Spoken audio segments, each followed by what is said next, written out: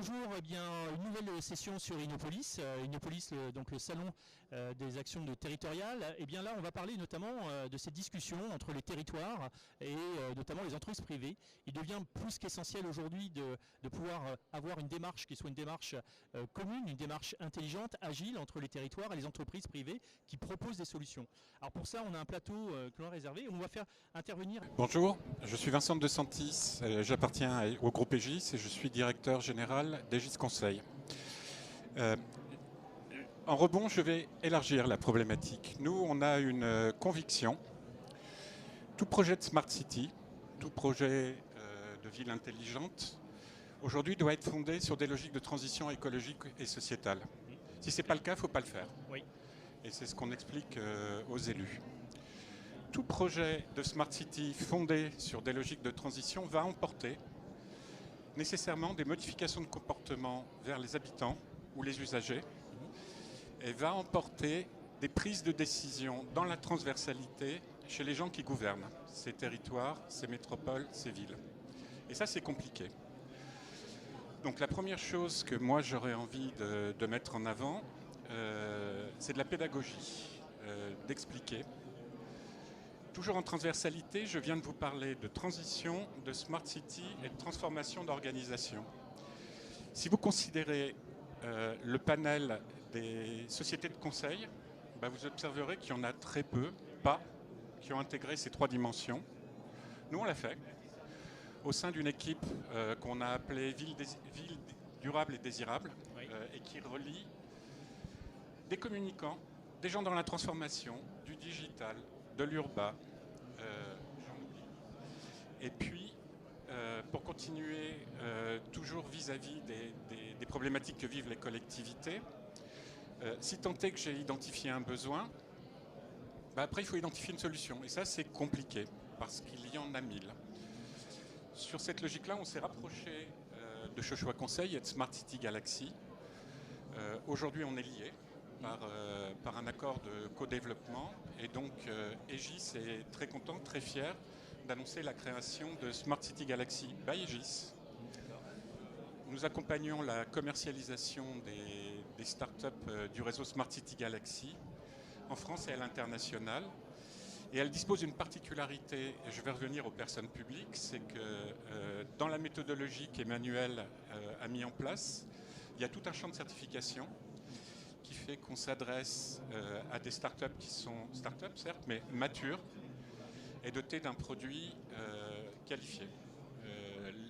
Une assurance, en quelque sorte, maître d'ouvrage, que la solution qui aura été commandée fonctionnera et répondra aux besoins des habitants. D'accord.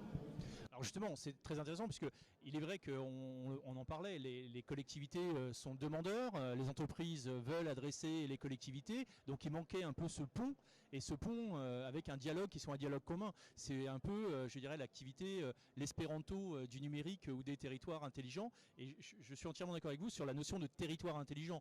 Territoire intelligent, on parle d'usage. La Smart City, on parle de moyens technologiques. Pendant très longtemps, on a mis des moyens, aujourd'hui on s'attache aux usages. Alors justement, ces usages, un peu, je dirais, la culture de Signify, puisqu'on va en parler aussi. Dimitri Arfuso, donc vous êtes le directeur commercial de Signify. Alors, quelle est votre approche, vous, en tant que cabinet, et votre lien avec Smart City Galaxy ? Bonjour à tous, déjà merci pour cette table ronde. Donc moi je suis Dimitri Arfuso, société Signify, ex-Philips Éclairage. Donc on est industriel éclairagiste depuis 140 ans. Notre métier, c'est quoi ? C'est d'accompagner les collectivités pour rénover et améliorer l'éclairage des villes. Dans cette approche, on a 3 axes principaux. Le premier axe, c'est réduire les consommations d'énergie. Ça, c'est évident, on en parle tout le temps. Deuxième axe, c'est améliorer la sécurité des citoyens, que nous sommes tous en réalité. Et le troisième axe, c'est de créer des nouveaux usages pour les gens. Maintenant, quand on va changer d'approche, on part de l'ADN. Nous, on est industriel. L'ADN, il est techno, il est innovation, il est technique. On est leader mondial de l'éclairage sur l'éclairage connecté. On a 100 millions de points connectés dans le monde. Et on est en train de développer une nouvelle approche commerciale globale. Parce qu'en fait, quand on travaille avec nos collectivités, on connaît parfaitement leur programme politique. Et quand on dézoome, quand on prend la vue hélicoptère, on se rend compte que rien n'est connecté, tout est connecté, rien n'est isolé. C'est-à-dire que l'éclairage, en tant que tel, est connecté à tout un tas d'autres choses. C'est ça qui est intéressant pour nous. Déjà, on prend plus de plaisir à travailler. 2, on fait des rencontres de nouveaux partenaires, typiquement comme aujourd'hui. Et 3, pour le client final, qui est donc la collectivité, mais aussi indirectement le citoyen, en fait, il y a beaucoup plus de valeur. Oui. Donc ça, c'est une nouvelle approche qu'on est en train de mettre en place chez nous. Cette approche, elle induit plein de choses. Elle induit forcément des nouveaux vocabulaires. C'est une nouvelle approche de travail. Ça induit des nouveaux collaborateurs avec des nouvelles capacités, de nouvelles compétences, Oui. Des nouveaux interlocuteurs chez les villes. Et tout ça fait qu'en fait, ça va complètement changer le monde. Le monde de l'éclairage en tout cas. Puisque moi, je suis dans l'éclairage depuis maintenant 17 ans. Et en 17 ans, on a connu beaucoup de ruptures technologiques. Et là, on est sur une rupture de marché. En fait, c'est une rupture... on est dans une nouvelle ère, en fait, finalement. Et on le voit avec les coûts de l'électricité qui sont en train d'exploser. Oui. Nous, on est directement impactés parce qu'il y a deux réactions des villes, coupées ou pas coupées. Oui. Si je n'ai pas une approche globale en tant qu'éclairagiste, avec des partenaires tels que Smart City Galaxy, je ne l'approcherai pas comme il faut, cette thématique. Et de toute façon, on est parti sur, à mon sens, ça n'engage que moi, sur une inflation qui va durer pendant plusieurs années, Oui. sur, sans faire de cours de géopolitique, l'Europe qui sera complètement déstabilisée sur l'énergie, donc il va falloir travailler sur le point connecté. Et le point connecté, il va soit être utilisé comme point connecté en tant que tel, soit comme point d'éclairage qui va consommer de l'énergie. Alors justement, on parle de ces silos dont on parlait tout à l'heure. Il est vrai qu'il y a peu de temps, on a compris que l'éclairage est un totem, est un outil multifonction, puisqu'il peut être également un outil de diffusion de Wi-Fi, un outil de diffusion sonore, de capteurs, de capacité. Donc c'est un totem en fait multifonction. Donc cette migration, elle est forte aujourd'hui en effet avec la consommation d'énergie, puisqu'on sait que dans les petites collectivités, l'éclairage public représente à peu près 20 à 25% du budget d'énergie, donc sur des villes de 3000 à 4000 habitants. Pour autant, avec votre discours technique, il est assez séduisant puisqu'on rencontre notamment des maires de petites collectivités qui ne sont pas des énergéticiens, qui ne sont pas des techniciens de l'éclairage. Donc justement, comment vous fonctionnez et comment vous avez cette approche pour pouvoir justement discuter avec eux, pour pouvoir avoir une approche opérationnelle et leur parler dans leur langage? Alors la clé, c'est qu'on désilote l'approche, mais on reste siloté. On désilote l'approche, mais on reste siloté, parce que sinon, on n'est pas là pour se diversifier.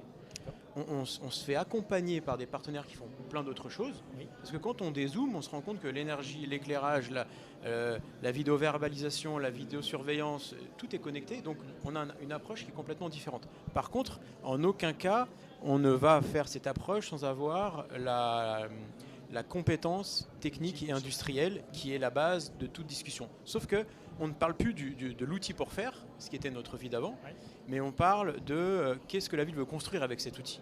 On parle de l'éclairage, on parle du luminaire quasiment peut-être au 3e rendez-vous, ce qui est un peu nouveau. On parle avant du résultat et de là où la ville veut aller. Et ça, c'est un petit peu nouveau. Et là, on vit une période qui est assez particulière avec la réaction de la plupart des villes de couper l'éclairage. Je fais un peu le parallèle avec le confinement. Confinement, première réaction, c'était de tout couper. Oui. Et ensuite, on s'est stabilisé. On a créé des processus, on a créé des solutions et on a appris à vivre avec. Et là, c'est un peu notre métier d'éclairagiste. On doit accompagner les villes pour gérer cette nouvelle ère en fait énergétique. Alors moi en tant qu'Angevin, bien évidemment ce dernier appel d'offres de territoire intelligent dont 60% porte sur la rénovation de l'éclairage public qui est passé des ampoules AP40 à des ampoules à LED, mais bien évidemment le meilleur moyen de faire une économie c'est de couper. Avec le groupe Lacroix avec qui je travaille depuis de nombreuses années, avec les TGIS que vous devez avoir en équipement, on a toujours l'impression que ce sont des équipements qui viennent s'ajouter sur un élément existant.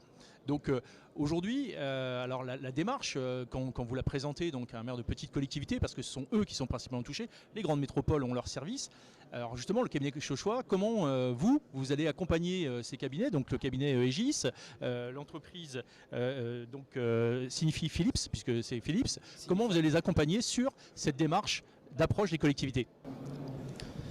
Alors justement, nous, notre offre Smart City Galaxy ne s'adresse qu'aux décideurs publics des collectivités, mais aussi des organes des acteurs publics dans les villes.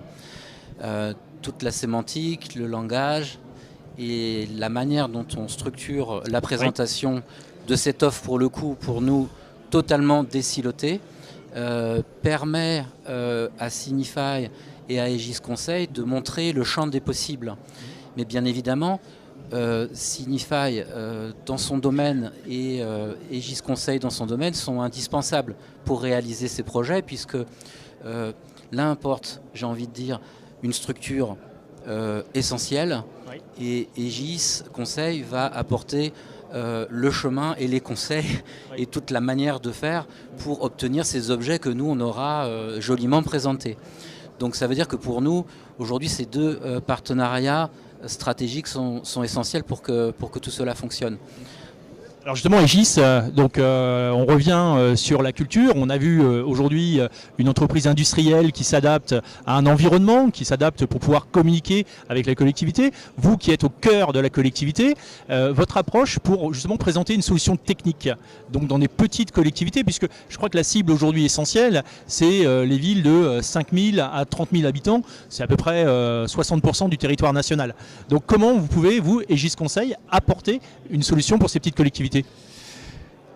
Alors, on travaille notamment beaucoup grâce à des accords cadres de la Banque des Territoires ou de la NCT. Et effectivement, ça s'appelle Petit Bourg de demain, Action Cœur de Ville, etc. Oui, oui.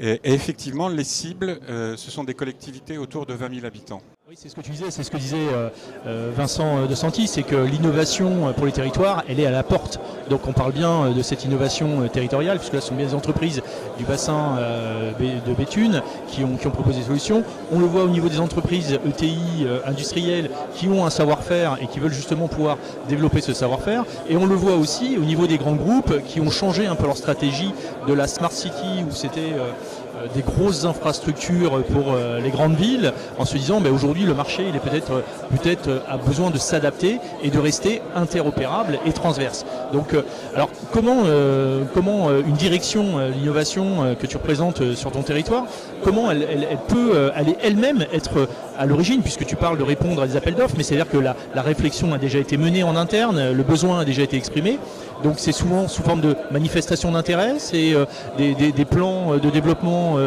qui sont liés à des financements publics. Comment vous choisissez, vous, les innovations qui sont essentielles pour votre territoire par rapport à ce calendrier que fixait tout à l'heure la société Aegis? Moi, je vais répéter, c'est à travers les outils qui permettent d'expérimenter sur notre territoire. Qui ont vraiment été conçus pour ça, c'est-à-dire venez expérimenter chez nous parce qu'il y a des jurés avec tous les directeurs. Et on a voulu séparer les enjeux de marché public volontairement, parce qu'aujourd'hui, moi j'ai des collègues qui portent des marchés publics des fois où il y a des millions d'euros et on tient une neutralité absolue des directeurs. Donc voilà, il y a quelque chose pour expérimenter qui est voulu par le directeur, qui est dans un processus bien cadré. On permet de voir parce que beaucoup de solutions se ressemblent et ensuite les marchés publics sont là pour répondre. Et ensuite sur les enjeux, évidemment, il y a des sociétés qui sont valides, qui actuellement dans leur offre sont en train d'urbaniser parce qu'elles prennent toutes les solutions. Ça veut dire qu'elles arrivent avec une ville, avec tout un ensemble de solutions, ce qui peut être une stratégie qui peut intéresser des villes. Et il y en a d'autres qui font le choix de l'open source, c'est-à-dire de prouver l'accessibilité, ce qui intéresse par exemple la métropole de Lyon, la métropole de La Rochelle, la métropole de Marseille. Finalement, il y a le travail de l'open source. Je pense qu'il y a un vrai enjeu sur l'urbanisation aujourd'hui. Et il y a un grand enjeu d'accompagner à travers des incubateurs. C'est ce que nous pouvons réfléchir sur tout. Ça veut dire comment on se plug pour être facilitateur qu'une technologie rencontre bien un écosystème pour pouvoir finalement rassurer des directeurs qui s'occupent des fonctions métiers, parce que c'est pour ça qu'on parle de silo, c'est qu'avant tout un logiciel, c'est bien qu'il soit interopérable, il faut avant tout qu'il réponde à un besoin d'un directeur qui peut se lève à 7h du matin, le logiciel fonctionne et il n'a pas de souci sur ce qu'il a besoin. Vincent. Hop, pardon. Concernant la commande publique, je voudrais vous faire part d'une innovation qui est tout à fait d'actualité. L'UGAP, qui est une grande centrale d'achat nationale dédiée aux acteurs publics, est en train de monter une offre qui s'appelle Territoire de demain. Je la trouve complètement révolutionnaire. Ils ont intégré toute la chaîne de valeur des productions à réaliser pour pouvoir implémenter une solution sur un territoire. Alors, ils n'ont pas donné un coup de canif dans la loi MOP et le droit français. ils l'ont instrumentalisé de manière très intelligente, mais ça permet d'avoir un continuum entre cette chaîne qui parfois est compliquée pour les collectivités, AMO, études, entreprises et exploitation maintenance. Là, ils ont réalisé l'intégration de l'ensemble de ces données à travers des protocoles très professionnels, très sérieux et très bien décrits.